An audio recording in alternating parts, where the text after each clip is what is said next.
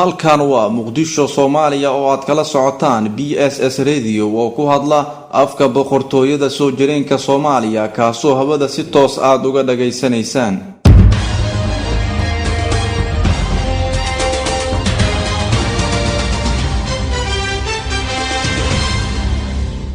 maanta oo maalin Isniin ah taariikhda miilaaduguna tahay 30 bisha May 2016 taariikhda hijriguna ay ku beegan tahay 23 bisha 8 ee Shacbaan 1437 waxaad ku soo dhawaataan warkii saacadlaha.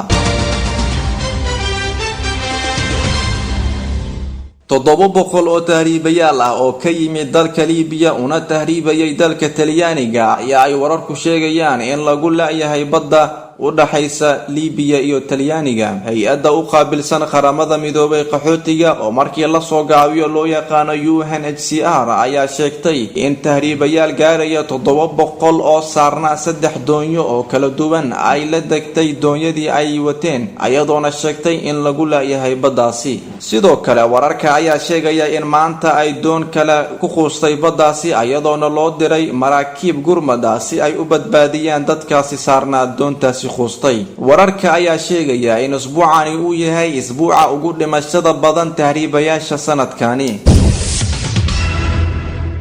wasiirka arrimaha dibadda ee Sacuudiga Adil Al-Jubeir oo shir jaraa'id kula jiray dhigiisa dalka Ingiriiska ee ku sugan magaalada Jidda ayaa sheegay in dawladda Iran ay ku khaldan tahay in ay Maleeshiya kooxeed u dirto wadanka Ciraaq asigoona ku adkeeyay in Iran ay mas'uul ka tahay dhibaatada ka jirta dalka Ciraaq waxa uu sidoo kale hadalkiisii ku daray in Iran ay u diiday muwaadiniinteedii in ay gutaan xajka arintaasina ay ku doonaysay in ay fawdo iyo rabshado abuurto.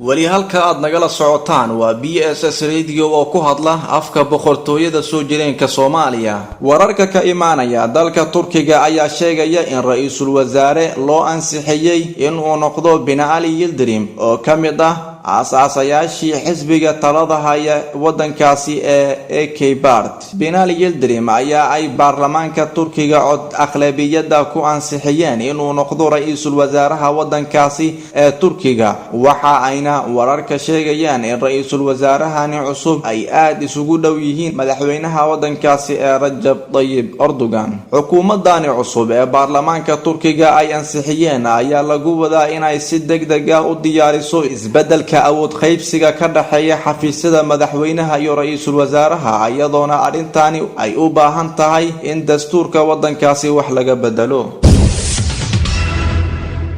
dawladda Iran ayaa shaaca ka qaaday in aysan muwaadiniinteedii sanadkani aadaynin xajka iyadoo ku adeysay Sacuudigu inay ka hor joogsadeen muwaadiniinteeda cibaadadaasi. dawladda Iran ayaa go'aan ay soo saartay ku tiri in aysan muwaadiniinteedii sanadkani aadi doonin xajka waxa ayna sheegtay in Sacuudigu uu caqabado badan la yimaaday. go'aankani ay Iran soo saartay ayaa imaanaya kadib markii uu burburay wada hadal u socday wasaaradda xajka Sacuudiga iyo wafdi ka socday dawladda Iran. wasaaradda xajka ee Sacuudiga ayaa sheegtay in aysan caqabado hor dhigin xujayda Iran ayadoo sheegtay in ay Iran diideen in ay u hoggaansamaan sharciyada xajka lagu soo galo wadankaasi. wasaaradda xajka ee Sacuudiga ayaa sidoo kale sheegtay in ay ka aqbaleen waxyaabaha qaar ee ay doonayeen Iran. wararka qaar ayaa sheegaya in arimaha ugu adadka ee ay labada dal isku haysteen ay ahaayeen halka ay ka heli doonaan fiisaha xajka muwaadiniinta Iran ayagoona sheegay in ay xiran tahay safaaradda Sacuudiga ee Iran. Iran ayaa Sacuudiga ka dalbatay in ay diyaaradaha Iran ay xujayda keenaan wadankaasi hase yeeshee Sacuudiga ayaa arintani diiday ayadoona sheegtay in aysan marna ka aqbali doonin in diyaaradaha Iran ay xujaydoodii keenaan Sacuudiga. Iran ayaa sidoo kale sheegtay in boqortooyada Sacuudiga aakhiro la weydiin doono cibaadada ay ka hor joogsatay muwaadiniinta Iran. boqortooyada Sacuudiga ayaa iyadana sheegtay in aysan ka hor istaagin cibaadada xajka muwaadiniinta Iran ayadoona sidoo kale sheegtay in dawladda Iran aakhiro la weydiin doono hadallada beenta ah ee ay u sheegtay muwaadiniinteedii. sanadkii la soo dhaafay ayaa xujayda Iiraan ka timid tiro ahaan gaarayeen 60,000 oo xujay waxa uuna sanadkani noqonayaa 30 sano kadib sanadkii ugu horeeyay ee ay waayaan xajka muwaadiniinta Iiraan.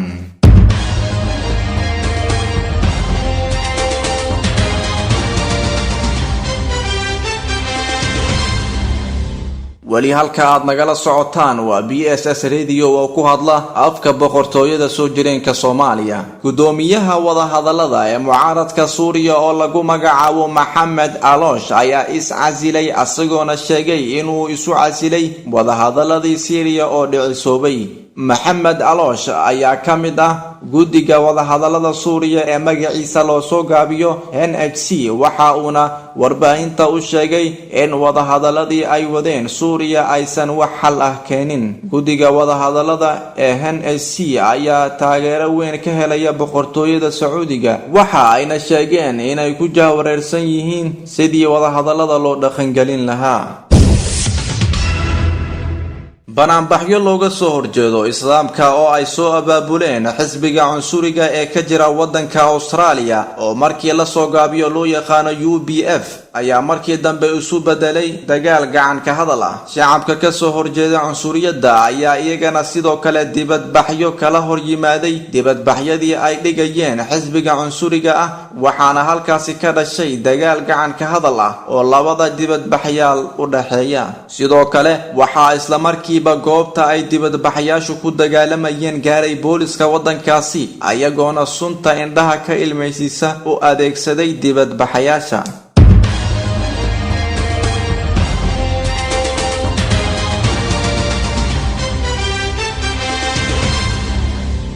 waxaana intaasi noogu dhamaaday warkii saacadlaha oo aad kala socoteen BSS Radio oo ku hadla afka boqortooyada soo jireenka Soomaaliya.